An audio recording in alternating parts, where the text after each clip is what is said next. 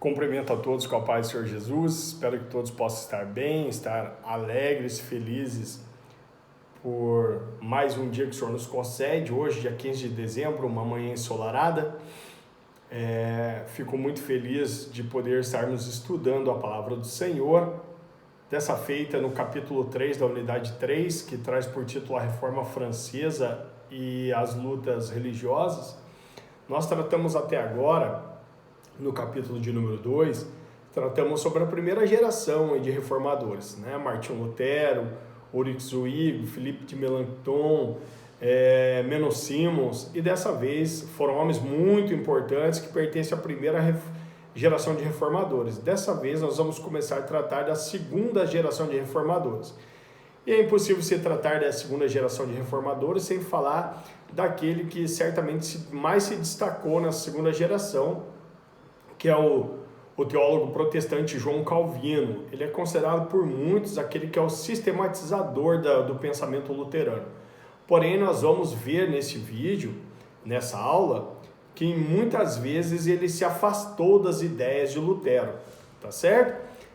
João Calvino, ele tinha características interessantes, ele tinha uma capacidade técnica muito grande, muito apurada. Ele também tinha muita dedicação ao estudo da palavra de Deus e uma grande capacidade intelectual. Talvez esse fosse o resumo de quem era João Calvino. Em 1532, ele participou de um grupo de estudos, ainda sendo adolescente, ele mais alguns adolescentes, participaram de um grupo de estudo da palavra de Deus e acabou que no ano seguinte ele se converteu. Nesse mesmo ano, o seu melhor amigo, que era chamado de Nicolas Cope, ele fez um discurso de posse na universidade, um discurso inflamado, usando diversos argumentos protestantes. E João Calvino acabou sendo acusado de ter sido ele que criou esse discurso e passou a ser perseguido, tanto o seu amigo, né, Nicolas Cope, que fez o discurso, que pronunciou o discurso, como João Calvino como mentor, o escritor desse discurso. Eles tiveram que fugir então de Paris. Aceitando o convite de um reformador chamado Guilherme Farel, Calvino foi morar então em Genebra, na Suíça. Nesse período, ele cresceu muito no conhecimento da palavra de Deus e na formatação das teorias, da sistematização das teorias protestantes. Vale relembrar aqui que a Suíça fazia apenas 2 anos que havia abraçado a fé cristã, havia abraçado a fé reformada, vamos por assim dizer. Ele ficou lá por pouco tempo, pois devido às tensões que Calvino e seu amigo Guilherme Farel tiveram com as autoridades locais e eclesiásticas, eles tiveram que mudar, né? Ele retorna então a Genebra, onde ficaria ali até morrer em 1559. Ele publicou a última edição das Institutas da Religião Cristã. Essa edição tinha 80 capítulos, né? E ele também fundou a Academia de Genebra. Tão grande era a influência dele. Calvino, ele se tornou o principal ministro da Igreja Reformada em Genebra. Foram aprovadas as suas ordenanças eclesiásticas que estabeleciam ali regras para a igreja, como a igreja deveria contar com os pastores para a pregação e a administração de sacramentos. Também deveria contar com mestres para o ensino e que deveriam cuidar dos hospitais e dos necessitados. A área de abrangência das ideias calvinistas era muito grande, eles não se apegavam apenas à pregação do evangelho, tinha o serviço secular que deveria ser abrangido, né? A parte social da igreja, vamos por assim dizer, que acho que é a melhor expressão que melhor se encaixa aqui. Calvino, ele foi um líder rígido, mas tão rígido, que teve influência em todos os setores da sociedade, inclusive no sistema educacional, do qual ele impôs uma educação cristã em 3 níveis, desde a infância até a universidade. Calvino criou, numa época na Suíça, em Genebra, ele criou um conselho fiscalizador que fiscalizava a conduta do cidadão que vivia naquela cidade. Então, sempre tinha alguém observando essas pessoas. É tão grande que foi a influência de Calvino, não apenas na igreja, mas no seio da sociedade suíça. Tá certo, pessoal? Bom, Calvino ele foi certamente o criador, o defensor de uma das doutrinas mais propagadas nos dias de hoje, principalmente por igrejas como a Igreja Presbiteriana, a Congregação Cristã e outras igrejas, quer seja de cunho tradicional, quer seja de cunho pentecostal e até umas neopentecostais, que é a doutrina da predestinação. Em sua obra, Institutas da Religião Cristã, Calvino defendeu que o ser humano estava predestinado ao céu ou ao inferno. Explicava que algumas pessoas haviam sido eleitas por Deus para a salvação, enquanto outras seriam condenadas para a maldição eterna. Tá certo? O que viria a ser essa doutrina da predestinação? É importantíssimo entendermos isso. Na mentalidade ou no pensamento de Martinho Lutero, Deus criou uns para serem salvos e outros para serem condenados. Então, por mais que essa pessoa trabalhasse, fizesse a vontade de Deus, fosse fiel a Deus, se ela estava predestinada à perdição, no final da vida ela ia se perder. Não dependia dela isso. Já se a outra pessoa vivia uma vida desregrada, mas no final da vida ela estava predestinada à salvação, ela certamente ia se arrepender e ia acabar sendo salva. Nós sabemos que essa teoria da predestinação é um erro, foi baseada numa passagem bíblica que fala: ao que dantes conheceu, este também predestinou. É importante explicar aqui que nós acreditamos num outro tipo de predestinação. Nós não somos calvinistas, somos seguidores de Armínio, arminianos. E como que nós entendemos, segundo as teorias de Armínio, entendemos a predestinação? Antes da fundação do mundo, antes de Deus formar o mundo e de formar o homem, sabendo Deus que o homem pecaria, Deus criou o plano da salvação para que todo aquele que nele crê, aquele que crê em Cristo, que aceitar a Cristo, não pereça, mas tenha a vida eterna. Então, a salvação, ela foi pré-pecado. O plano da salvação existiu antes do pecado. Então, fomos predestinados à salvação. Entendamos assim: eu saio de São Paulo com destino ao Rio de Janeiro num ônibus. O meu ônibus, lá quando eu vou entrar no ônibus, já está escrito Rio de Janeiro. Estou predestinado, aquele ônibus está predestinado a chegar no Rio de Janeiro. Bom, eu entrei no ônibus, estou predestinado, eu aceitei entrar naquele ônibus, estou predestinado a ir até o Rio de Janeiro. Porém, quando chega ali em São José dos Campos, eu resolvo desembarcar. Desembarca eu não, mas um grupo de pessoas desembarcam. Essas pessoas não chegarão no Rio de Janeiro. Anda-se mais um pouco, chega em Resende, já no estado do Rio de Janeiro, mais um grupo de pessoas desce. Essas pessoas também não chegarão no Rio de Janeiro. Mas, quando chega no Rio, ainda tem um grupo de pessoas, inclusive eu estarei lá em nome de Jesus. Quer dizer, eu cheguei no meu destino, aquele que estava predestinado desde antes de eu entrar. No ônibus já estava escrito Rio de Janeiro. A mesma coisa é assim. Eu estou no trem das boas novas que segue para o céu. Aceitei a Jesus, estou caminhando para o céu. Mas se eu desisto por vontade minha própria, eu não chegarei no céu. Porém, se o ônibus parar na metade do caminho, nessa mesma alusão que fizemos, parar em São José dos Campos e entrar alguma pessoa no caminho, ela também está predestinada ao rio se ela não desembarcar antes. Tá certo? Então, o que está predestinado à salvação é o bonde da salvação, aí o trenzinho que está nos levando para o céu, o trem da fé. Não podemos descer dessa jornada. Devemos permanecer firme. Ser fiel até a morte e dar-te a coroa da vida. A orientação de Deus é sermos fiéis, e não que uns serão salvos e outros serão condenados, porque já assim estava pré-determinado, ok? A salvação é para todos que nele crê. A partir então dessa doutrina, o trabalho intenso e constante foi recompensado pela prosperidade econômica. João Calvino começou a ser próspero e as pessoas então passaram a interpretar, né, os seguidores de João Calvino passaram a interpretar como um sinal de predestinação para a salvação. Aqueles que estavam predestinados prosperavam, aqueles que não estavam predestinados não prosperariam. E começaram então a seguir, embora entendamos que nessa época o luxo fosse censurado, a acumulação de riquezas, do lucro, eles não eram considerados imorais. Era, vamos assim, censurado desejar ser rico, mas não era condenado. As pessoas não consideravam imorais ser rico. E isso então levou a todos a pensarem que Calvino era uma das pessoas predestinadas à salvação.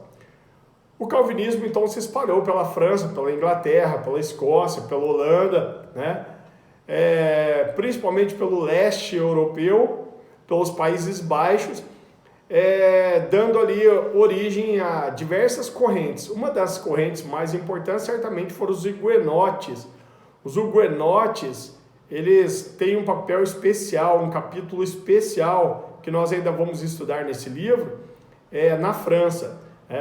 Há também os puritanos que se espalharam principalmente pela Inglaterra e pela Escócia. E aos presbiterianos, que ficaram muito enraigados na Escócia e em parte da Holanda, tá certo? Vamos caminhando aí que nós vamos compreender então como cada um desses grupos foram se fundando e se fundamentando. A reforma protestante teve consigo também as lutas religiosas, né? Na França, membros da nobreza se converteram ao calvinismo. Esse movimento ganhou muita importância no país, principalmente em 1532, os valdenses do sul. Nós já falamos que eram seguidores de Valdo, né? Esses valdenses no sul da França aceitaram o calvinismo. Mais de 150 pastores, eles foram treinados em Genebra, foram mandados à França e lá permaneceram de 1555 até 1556 para organizar a reforma naquele país. Graças a esses pastores, os protestantes se consolidaram num grupo muito bem organizado e consciente. E lá permaneceram até 1559 pregando esse evangelho. Segundo o historiador Harley Keynes, ele informa que no começo do reinado de Henrique II, que esse reinado foi de 1547 até 1559 aproximadamente, cerca de 400 mil pessoas da população francesa já eram protestantes. 400 mil pessoas em tão pouco tempo, tá certo? Em 1559, o primeiro sínodo nacional adotou a confissão de fé galiciana. Essa confissão de fé ela era baseada na teologia de Calvino. E a partir de 1560, os protestantes franceses passaram a ser conhecidos como huguenotes. Huguenotes, eles ganharam espaço cada vez maior e ameaçavam tomar o poder quando ocorreu uma mudança política no país. Os católicos franceses constituem a maioria da população, e daí nesse período, então, eles atendendo a esse povo, o governo instaurou uma perseguição religiosa sangrenta, que durou cerca de 3 décadas aproximadamente, desde 1562 até 1598, mais ou menos. Isso são datas aproximadas. Mas houve um capítulo à parte, que esse capítulo eu faço questão de relatar com os irmãos, um capítulo sangrento na França, que foi a noite de São Bartolomeu. Mas o que a noite de um santo tem de sangrento? Essa noite foi escolhida como a noite que daria espaço a um dos episódios mais sangrentos da história do cristianismo. Bom, se houvesse hoje uma eleição de qual o capítulo mais sangrento da história da igreja, certamente o massacre da noite de São Bartolomeu seria a mais votada. Uma das mais célebres e trágicas lutas religiosas ocorreu na França na noite de 24 de agosto de 1572 e ficou conhecido como o Massacre da Noite de São Bartolomeu. Nesse episódio, milhares de protestantes franceses foram massacrados em Paris por forças católicas que, a mando do rei Carlos IX, os grupos organizados e armados passaram pelas ruas sob o badalar dos sinos da Catedral de Paris, né? E com tochas nas mãos invadiram casas onde moravam os huguenotes e milhares de homens e mulheres e crianças foram mortos enquanto dormiam. Em 1572, 4 incidentes que estavam interrelacionados uns aos outros têm lugar após o casamento real. Esse casamento de Margarida de Valois, irmã do rei da França, com Henrique III de Navarra, chefe da dinastia dos huguenotes, era uma aliança que supostamente deveria acalmar as hostilidades entre protestantes e católicos romanos. A ideia era trazer paz entre os grupos e assim fortalecer as aspirações ao trono de Henrique III de Navarra. Veja só, Henrique III de Navarra, ele era um huguenote, ou seja, ele era um protestante. Ele estava casando com Margarida de Valois, irmã do rei da França, que era o Henrique III, que era Carlos IX, bem lembrado aqui. Só que Catarina de Médici, mãe do rei da França, né, mãe de Carlos IX, ela teve uma ideia mirabolante para agradar o Papa. Então ela se juntou, bolou um plano. Carlos IX era fraco, Carlos IX não mandava em nada. Na verdade, quem mandava na França nesse período era Catarina de Médici, né, a mãe dele. Então, Carlos IX, que tinha apenas 22 anos, que não detinha verdadeiramente o controle da França, ele acabou deixando que sua mãe tomasse as medidas necessárias. De repente, Catarina de Médici encomenda esses episódios que foram acontecendo. O primeiro de todos foi a invasão do almirante Gaspar II de Coligny. Ele era o líder dos huguenotes em Paris, né? E de madrugada ele foi assassinado, o que enfureceu os protestantes. Os protestantes ficaram enfurecidos. Para acalmar, então, a rainha teve uma ideia. Comandou o casamento, então, da sua filha, da irmã de Carlos IX, que casaria com Henrique III, que era o príncipe dos huguenotes. E aí, naquela noite, na noite de São Bartolomeu, fizeram festa, vinho, distribuíram vinho para todos, receberam os huguenotes de braços abertos, né? De braços abertos. Todos estavam ali alegres, congregados, felizes, porque estava tendo uma união entre católicos e protestantes. E quando todos já haviam bebido, já haviam comido e se retiraram para seus aposentos, foi então ordenado por Catarina de Médici que se passassem nas casas dos huguenotes e matassem a todos, tá certo? E essa perseguição, ela não ficou apenas restrita ao dia 24 de agosto, à noite de São Bartolomeu, mas ela se espalhou durante um período muito grande. Começou no dia 20 de agosto, né, durando até outubro, até no dia 31 de outubro, olha aí, data da Reforma Protestante, 31 de outubro, quando então cessou essa perseguição, né? Houve uma onda organizada de perseguição e os assassinos dos huguenotes em 12 cidades francesas, como Toulouse, Bordeaux, Lyon, Bourges, Rouen, Orleans, tantas outras cidades que foram perseguidas ali, e obviamente Paris, né? Houve uma perseguição tão grande, estima-se, ninguém sabe a quantidade correta, né?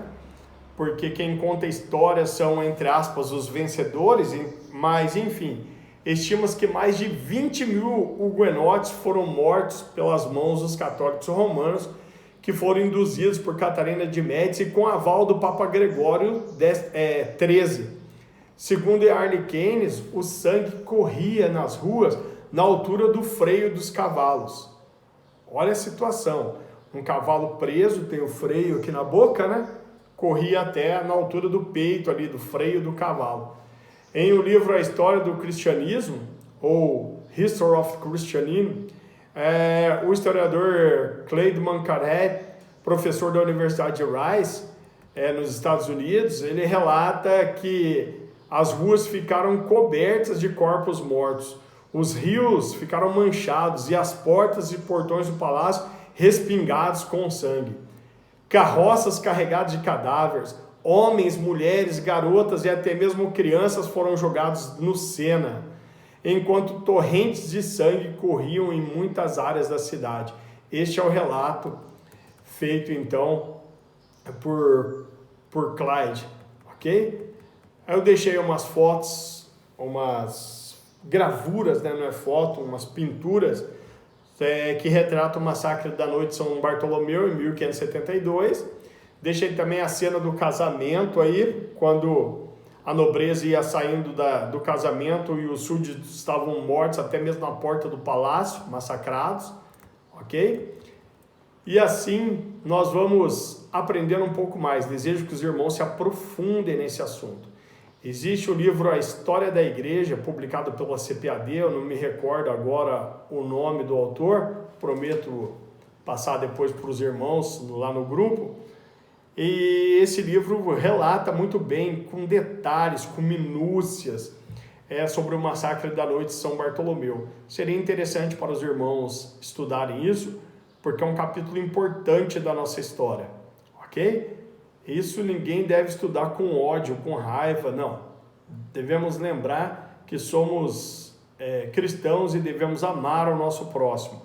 Isso foi um episódio que ocorreu num período em que talvez faltasse um pouco mais de Cristo na história e um pouco menos da igreja na história, tá certo? Desejo a todos que Deus os abençoe, tenham uma ótima semana, fiquem todos na paz do Senhor Jesus.